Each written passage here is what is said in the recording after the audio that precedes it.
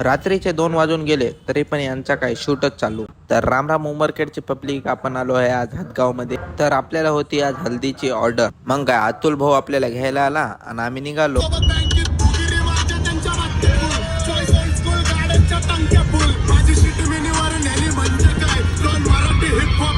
हदगाव मध्ये आले की आपण पहिले केली पेट पूजा, नंतर म्हणलं काम दुजा. मग पोहोचलो ना आपण स्पॉटवर आणि काढायला लागलो आपलं सामान.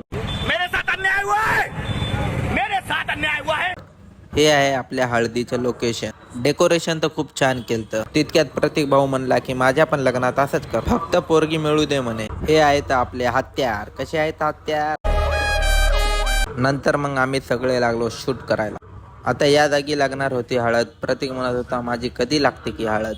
नंतर इथं ग्रुपिंगचे शूट करून घेतले आपण. नंतर घेतले आपण त्याचे स्पेशल शूट. शूट तर खूप भारी होत होतं ते. शूट करता करता आपल्याला खूप टाइम झाला होता. ते सर्व झाले की आम्ही निघालो उमरखेडकडे. आम्हाला घरी जाता जाता वाजले सकाळचे 4.